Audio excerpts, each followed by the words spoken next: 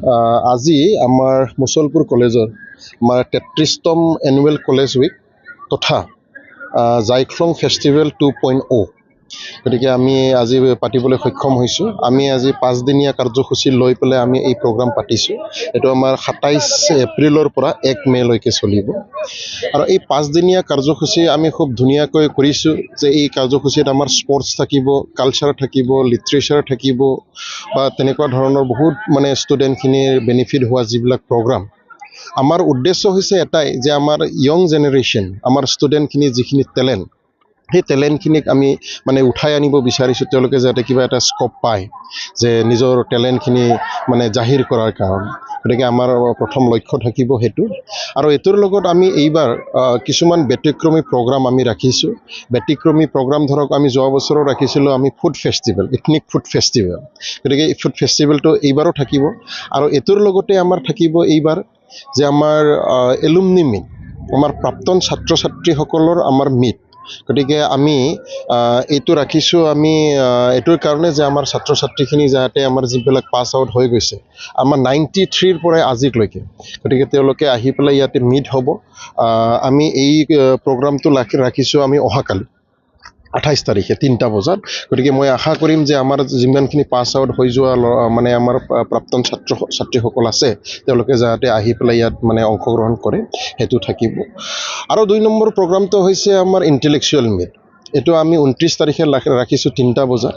যে আমাৰ ইণ্টেলেকচুৱেল মিটটো আমি এইটোৰ কাৰণে ৰাখিছোঁ যে আমি মুছলপুৰ অঞ্চলৰ শিক্ষা বিষয়টো লৈ পেলাই, শিক্ষা পৰিস্থিতিটো লৈ পেলাই আমি মুছলপুৰ কলেজে যথেষ্ট চিনচিয়াৰ। গতিকে আমাৰ মুছলপুৰ অঞ্চলৰ যিটো শিক্ষাৰ পৰিৱেশ, আমি অকল কলেজৰ কথা ভবা নাই, আমি হায়াৰ এডুকেশ্যনৰ কথা ভবা নাই।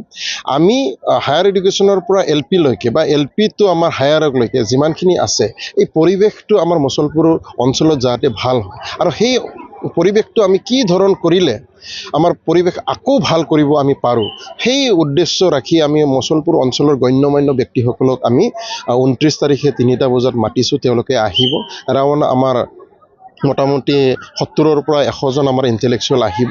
তেওঁলোকে কথা পাতিব, তেওঁলোকক এটা প্লেটফৰ্ম দিয়া যাব আৰু তেওঁলোকৰ যিখিনি পৰামৰ্শ সেই পৰামৰ্শবিলাক আমি নোট কৰিব চেষ্টা কৰিম আৰু পৰৱৰ্তী সময়ত আমি মুছলপুৰ কলেজৰ আমাৰ শিক্ষা পৰিৱেশ আমি ভাল কৰি তোলাত যাতে সেইবিলাক এপ্লাই কৰিব পাৰোঁ তাৰে কাৰণে আমি চেষ্টা কৰিম।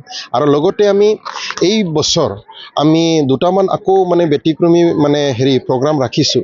সেইটো এনেকুৱা যে আমি এই বছৰ প্ৰথমবাৰৰ বাবে আমি মুছলপুৰ কলেজ এক্সিলেণ্ট এৱাৰ্ড আমি ৰাখিছোঁ। এইটো বিশেষকৈ আমি 5টা বিষয়ত আমি দিম। এটা হৈছে এগ্ৰিকালচাৰ, এটা হৈছে লিটাৰেচাৰ, এটা হৈছে কালচাৰ, এটা হৈছে স্পৰ্টছ।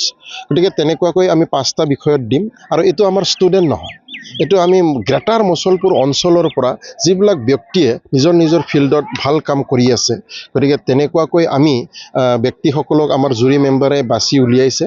হয়তো আজি মোটামুটি 12টা-1টা বজাত এই লিষ্টখন পাব্লিছ হ'ব, নিশ্চয় আপোনালোকে পাব সেই লিষ্টখন।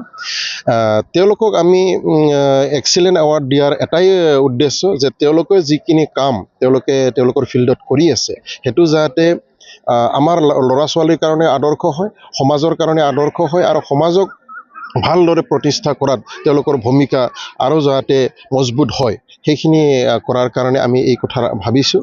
আৰু লগতে আমি কিছুমান এৱাৰ্ড আমাৰ ষ্টুডেণ্টৰ মাজত আমি দিব বিচাৰিছোঁ। সেইটো হৈছে আমাৰ কিছুমান ল'ৰা ছোৱালী, ইমান টেলেণ্টেড ল'ৰা ছোৱালী আছে, তেওঁলোকে national level, state level, district level বা তেনেকুৱা ভাল ভাল উচু, কেৰেটে বা তেনেকুৱা কুমফু তেনেকুৱা প্লেয়াৰবিলাক আছে।